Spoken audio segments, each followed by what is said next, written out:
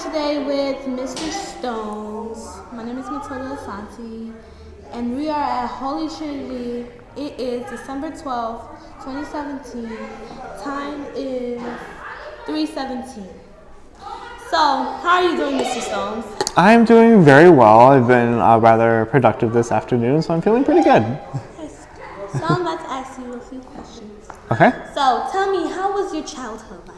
My childhood was pretty nice. I grew up in a suburb of Madison, Wisconsin. I had my mom and my dad and my older brother and my older sister.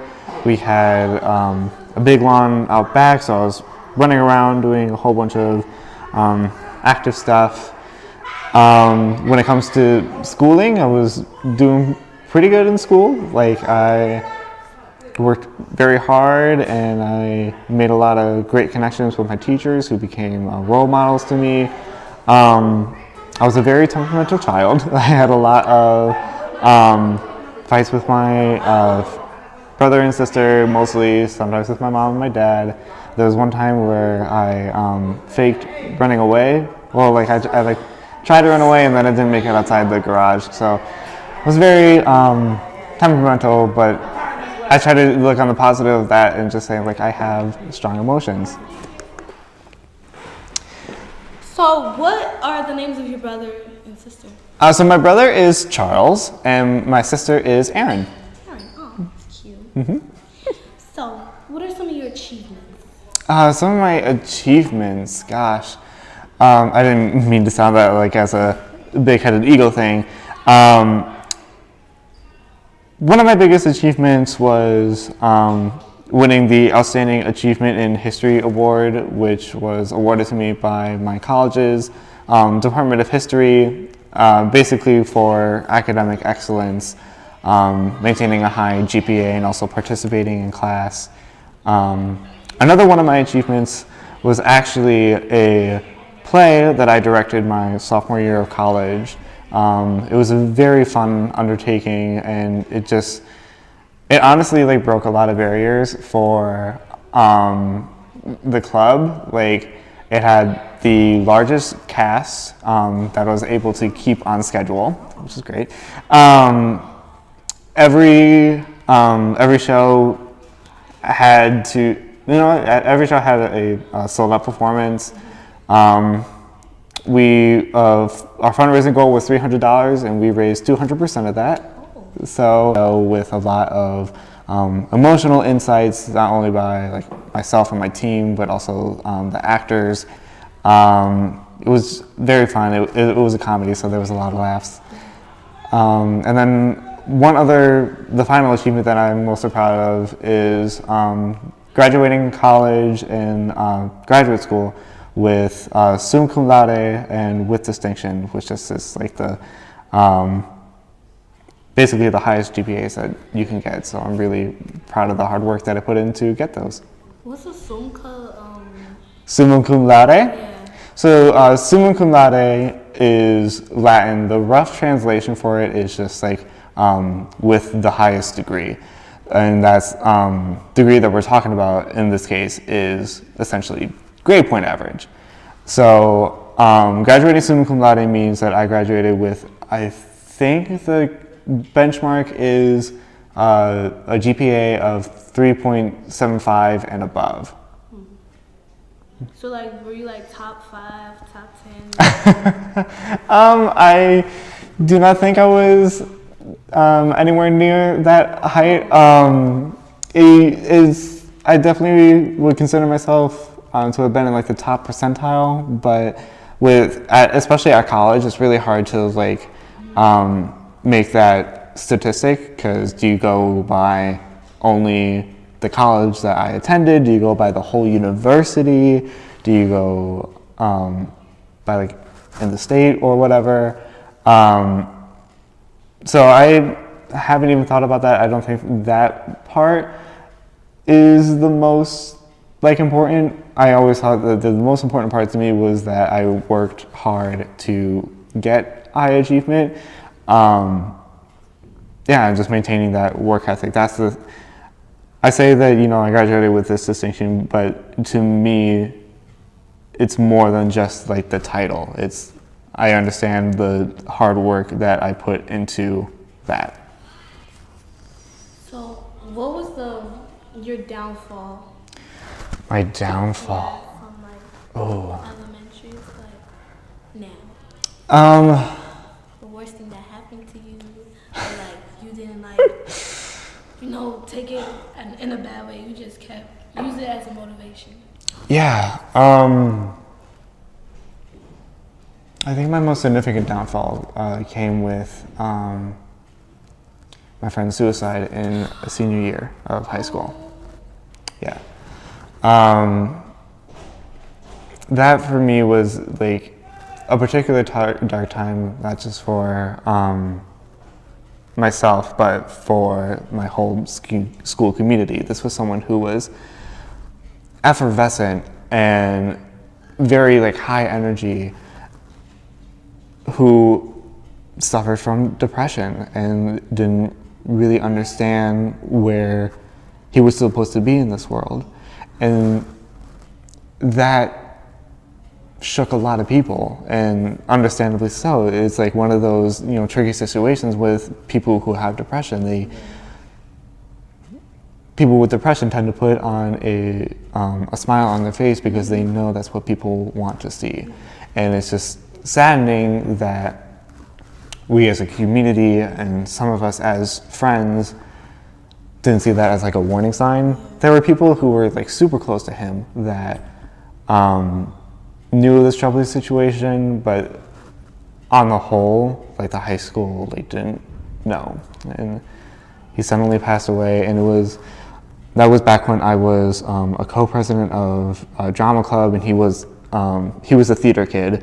So the whole play that we were doing, coincidentally, was Romeo and Juliet. So there was a whole bunch of suicides already in there. So it's, I made it a little bit on the nose, but it was a time when a lot of us had to quickly, suddenly, for the first time, actually grow up and demonstrate support for each other and be with each other. I remember my best friend, who was the other co-president, we collaborated with each other. Okay, I'm gonna go to the actual lunchroom and see how our friends are taking it. You go down to the Performing Arts Center and stay with the drama club, and we're gonna have a meeting there.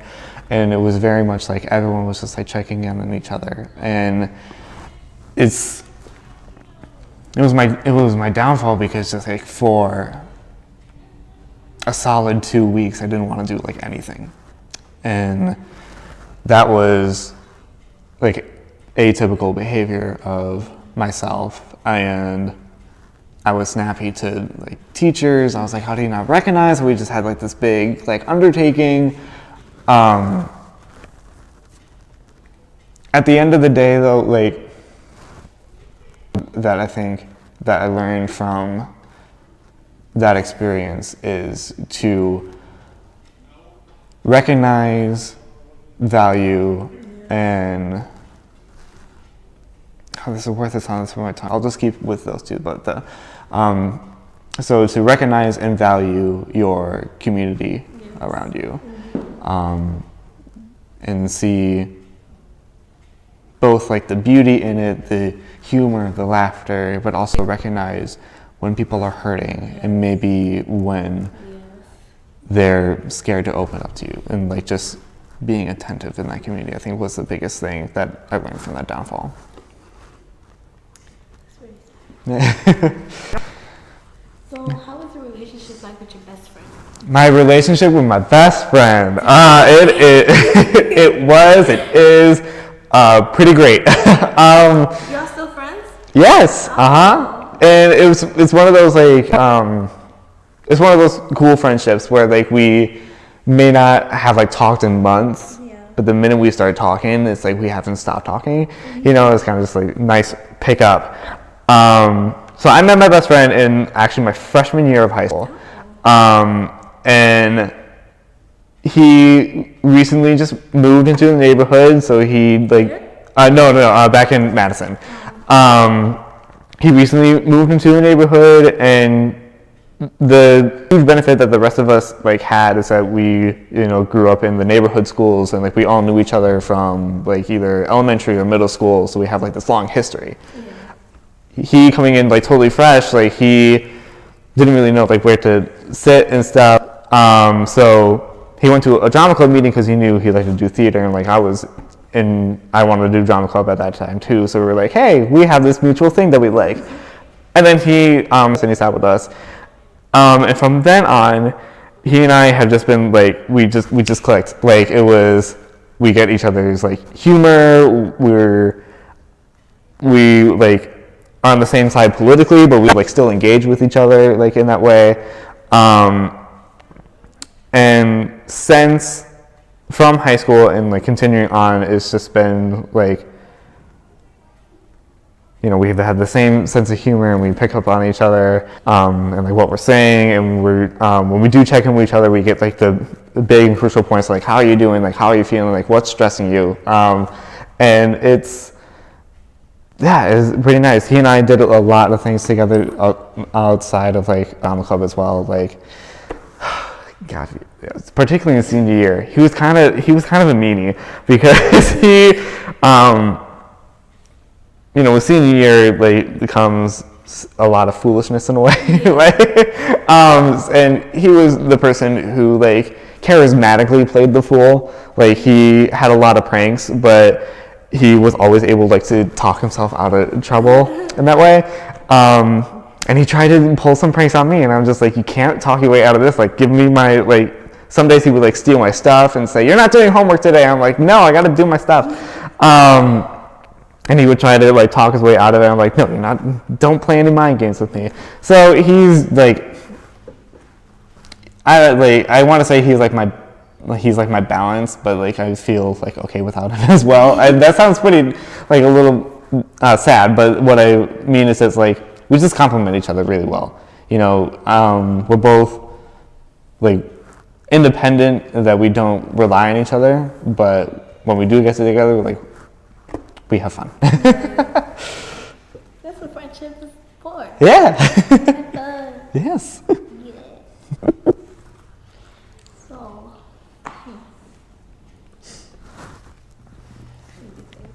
Okay.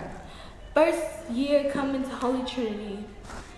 How would you sum it up? First year coming to Holy Trinity.